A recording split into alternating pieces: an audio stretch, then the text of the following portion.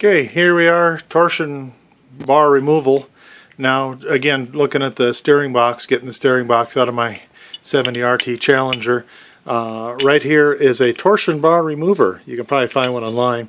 Essentially, just clamp this onto the torsion bar, put around it. Then you take and bang on it with your nice hammer on the end there to get it to wedge loose. Now, this is kind of beat up.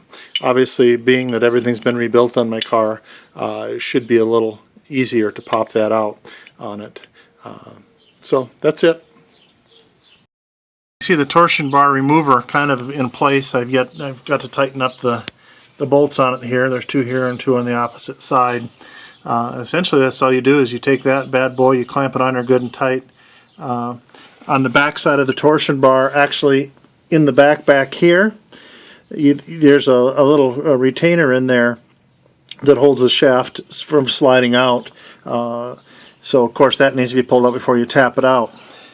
Also up here, of course, this is hexed off inside here, but in order to relieve the tension on the bar before you try and tap the thing out with this here, you need to go ahead and remove the tension. So here I've got on the lower control arm, you can see that bolt hanging out down here. Well, there's a little arm right here that rests on it, and that's what tweaks up your torsion bar to give you your suspension, so this bar actually twists. So right now it's under tension because this thing is tied up and pushing it up and giving it that tension to, of course, to raise the front suspension.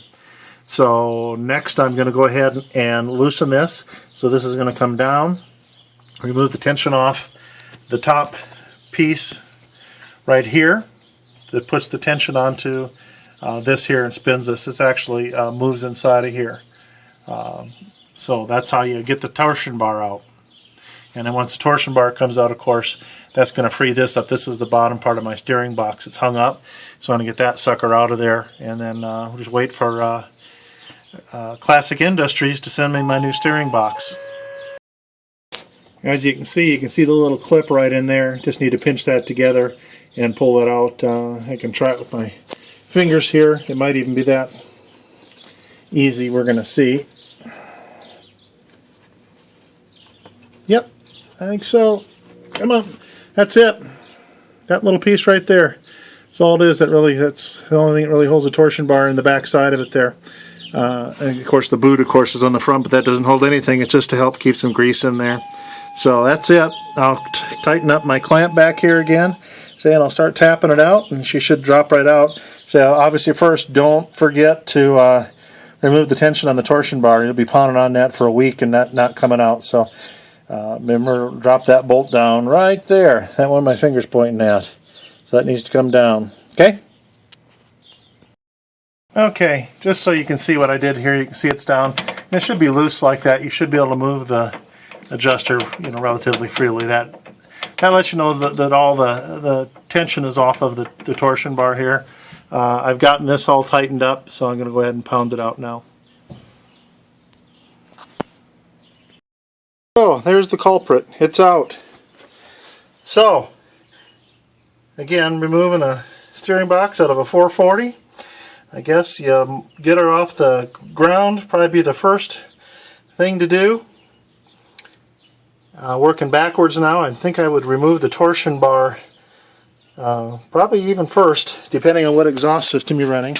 I've got hooker headers on this, so kind of cleaned it all off. I'll have to clean it all up before I put it back together again. But that's it, came out of right there. So I didn't even have to, undo my motor mounts or anything. Torsion bar, exhaust, be sure and drain some radiator fluid out, a couple gallons, so you don't have it running out of here. So if you don't have petcocks on your block, like you see down here, what I did was just drain from the radiator initially, about a gallon, and I got about a gallon that went into a tray. That's why I say empty out about 2 gallons, ought to be good. And I think that's about it. Get your headers off or exhaust out of the way. Starter has to come off. Other than that, it should come out relatively easy. And I took the power steering pump off. I probably didn't need to, and probably the last thing to go on when I put it back together. But seeing I took it off from the bottom, it's probably not necessary to pull it. But now that I had to mess with it, I think that's it. Take it up to the bottom, get it up high enough where you can do it. Of course, I got the lift, but I had my son's car on there, so I wasn't able to to do that. That's one of the other projects. And of course then the 73 Challenger 340 Rally 4-speed car, all original. Probably be the next one to do. And there she is, getting her done bit by bit. Hopefully get her all ready for a Good Guys show coming this July. Here's a sticker that everybody likes to see in the Mopar world. Here we go.